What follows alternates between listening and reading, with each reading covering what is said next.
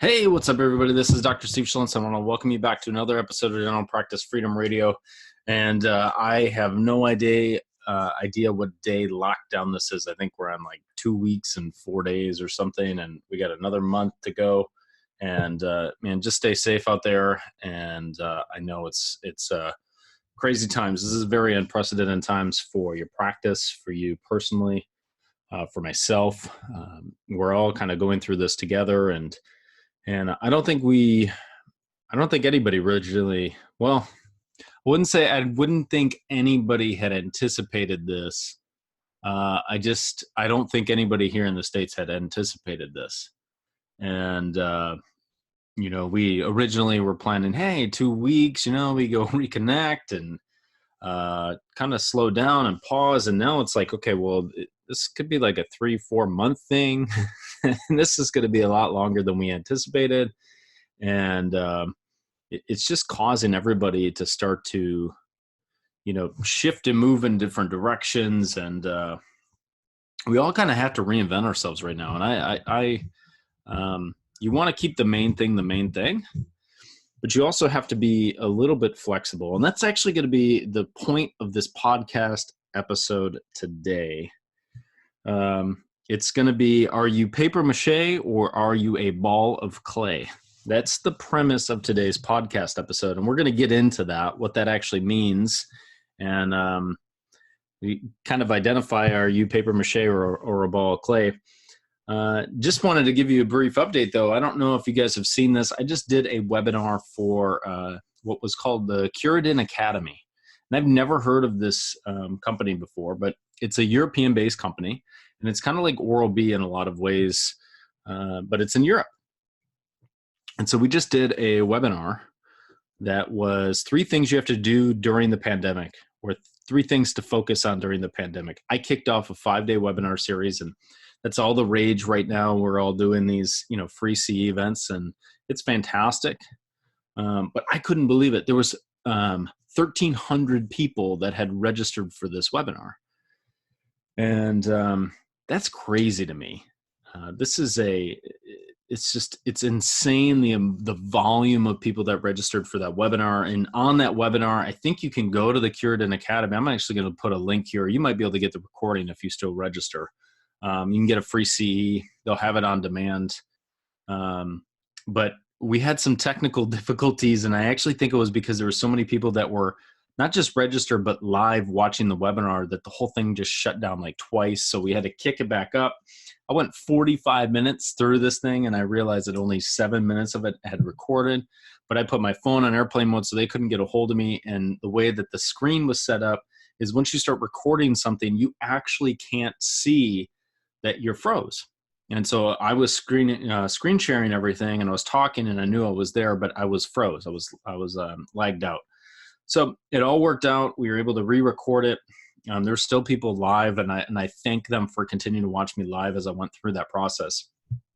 But yeah, I'm gonna leave a link that you can register for free CE, and I would encourage you to go watch the other 4 webinar series. It's an hour a day for 5 days, and some of it is directly related to COVID-19.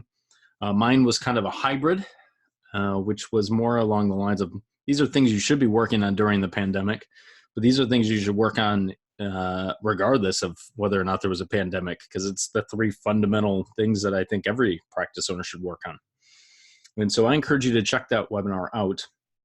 But it was interesting because it kind of pertains to what we're going to talk about on this episode, in that things don't always go according to plan. And I did not anticipate 1,300 people being on that webinar registered. That was news to me. That was pretty shocking in a good way. And then I didn't anticipate it lagging out and having to kind of go through the whole thing and then go through it again and then actually have it pause again and working through that. It was testing the stuff I was telling them about, which was mindset and mind work and being in the right place and making sure you're always creating value, and not everything's going to go your way, as we know with this pandemic. So, that is a great segue into, this metaphor that I was thinking of, and it was really funny. It popped in my head the other day, and I said, "Yeah, that's gonna be my next episode," because I think it's so apt for what we're dealing with right now. Some people are paper mache right now, and some people are balls of clay. And I asked my girlfriend's son, who's 5 years old, I said, "Hey, are you paper mache or are you a ball of clay?" And he said, "I think I'm a ball of clay." It's a good answer. That's right. So we know that paper mache is something where, you have like a balloon, you put the paper mache, it hardens up, you can pop the balloon underneath it, and now you have the structure of a balloon. But you can break a hole in a paper mache. You can rip it, break it down, and it just kind of falls apart, and you can't rebuild it. It's it's not sturdy. It's not malleable. It's fragile. A lot of people are breaking right now, and that's to be expected. And I'm empathetic with that, and I understand why that would happen. But the flip side is a ball of clay, whereas you can remold yourself. You're never one thing. You can basically reshape yourself into the thing you need to become to get through this. We have to be functioning like balls of clay and not paper mache. And you might be asking, well, how do I turn from paper mache into a ball of clay? And it actually goes back to some of the concepts I talked about on the webinar today. Paper mache. Let me rephrase it. If you look at your tools of the mind and the brain, that's something I talked about today. Tools of the brain are your five senses. Your brain is a switching station. So your five senses basically take an external stimuli and help you try to stay alive. Okay. And it can be a very fear-based thing. So you're taking in outside information so that you don't die. But the flip side of that is by taking in that outside information, you're you can succumb to fear very easily. And so that all of a sudden will hoard you up and turn you into a very fragile type of person. So the people that are struggling right now are relying only on their external stimuli to perceive the world. And they're very fear-based, and they don't want to go do anything, and they're terrified that their health is in jeopardy, and rightfully so. I mean, there are people that are susceptible, and I'm not saying that it should be taken lightly, but you can't live in fear so much so that you just are paralyzed for the next 6 weeks. We don't know how long this will last. This might be 3 to 4 months. Doesn't mean you should not do anything with your life and you're terrified. That's no way to live. Those people are perceiving everything through their five senses, and they're not originating any creative thought to keep moving in the direction that they want to move. The balls of clay, the people that function like balls of clay, are using their higher mental faculties right now at an all-time high level. And those faculties are called intellectual faculties, and they're actually tools of the mind. And the mind is something much more big than the brain. And the mind can allow you to use imagination, perception, reason, intuition, will, memory. These higher faculties you need to tap into so that you can start to create the reality you want. And oftentimes what you're going to find is to create the reality you want, you have to reform yourself. You have to remold yourself into someone new. And we're all doing this. We might be doing it on a personal level. We might be doing it on a business level. I'm doing this right now on a very on a small scale, but seeing what I can do as I'm molding myself as a coach and how I can kind of transition and help further clients do what they want to do. Okay, so I'm molding. I'm changing, I'm adapting, because I know what I'm trying to do on a coaching level. I'm going to have to become a new person in order to accomplish my goal. I'm going to have to change some things about what I do, not who I am at the core, not the core of my coaching, but how I interact with my clients. So that ball of clay is just, it can be big movements, it can be subtle movements. In your practice, you might have to make big movements, you might have to make subtle movements. Not, some dentists right now, they're actually acting the paper mache, but they're acting in the complete opposite. They're going to change their whole practice structure, who they are, what they're about, and now they're going to be somebody totally different. And that's going to be the answer. That's a fear-based response. That's not actually how a ball of clay works. I'm talking about these little nuanced changes that are slowly modifying, changing, and adapting, but doing so to create the vision of what they have in mind. Okay. So you gotta understand that you're going to have to change. You can't stay the same. You can't be rigid. You'll be like paper-mache. You can't go in the complete opposite extreme that now, and what I'm talking about is like a dentist is, maybe their sole income, for example. A lot of people are looking for alternative sources of income right now. And I'm all about it. I think that I've been talking about that. It was episode 80 of my podcast, create multiple sources of income. Stop relying only on your dental income to drive you through, because this is what happens if you only have one source of income. But they're going the complete opposite, and maybe now they're a dentist and they're thinking, hey, I want to be a relationship coach. That's so far outside of probably what you do as a dentist that it's not going to work very well. And believe me, I've tried it. Maybe you say, well, I want to do network marketing. Well, that's great. I'm happy for you. But I'm telling you, the skill sets to be a successful network marketer are fundamentally different than to be a successful dentist. The complete ends of the spectrum in a lot of ways. Okay. Now, some dentists are actually really good at network marketing because they have great sales skills and they have great relationship building skills. But some dentists aren't. So you can't just go, well, I'm going to flip 180 and go the other way. That's not a great idea either. What you want to start to do right now, if you want to be a true ball of clay, look at what your strengths are.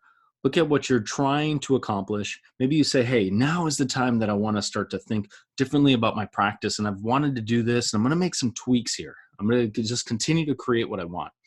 Or maybe now I'm going to start to maybe add some income elements that I haven't had before to give myself some freedom in the future in case this ever happens again, right? There's probably nothing you can do right now in the very, very short term that's going to replace your dental income, because that's your most solid, stable form of income. You've done years and years of work to build it up to that level. You can't just immediately shift and expect the same result, but you might be able to add to what you're doing, and then you slowly add and you slowly add. That's the ball of clay movement. So as you're going through this process, you need to stay nimble. You need to add skills. You need to further develop. You need to keep investing in coaching. I've said this from day one.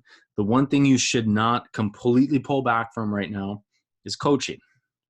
It's from changing. It's from modifying. And I'm not saying you have to spend money on coaching, but you have to keep learning. And you have to be very astute as to where do I want myself and my practice and my income and my family to be 6 months from now, 1 year from now.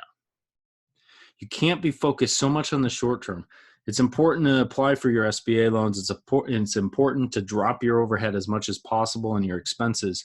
But then what? Then what do you do? Because the reality is, if you're dropping your expenses, but you have no plan for the next 6 months, you're still going to be in trouble. It's time to take action, guys, because this isn't changing anytime soon. This isn't something that's going away. This isn't something that you can continue to put your head in the sand and say, hey, I think this is just going to blow over the next week. I would be shocked, actually. We're projected the end of April. I'd still would be shocked if we're actually in our offices by May. I mean, it could happen. I'm hoping it happens. But you can't plan for that now. This is the wake-up call. This is the time that you need to start being proactive and creating the reality that you want, whether it's in your practice, outside of your practice. Okay? So I encourage you right now, start thinking about things you want to be working on to start moving you in the direction of where you want to go in the future. And keep being relentless with this. This is very important. Okay? So with that being said, I'm going to leave a link to that webinar that I posted. If you guys are getting value out of these podcast episodes, please, please, please leave me a review or a rating. I would love to hear from you. You can send me an email at admin, ADMIN, at mountainskycoaching.com. And tell me what's your favorite part of the podcast. What do you want to hear about? What do you want me to work on?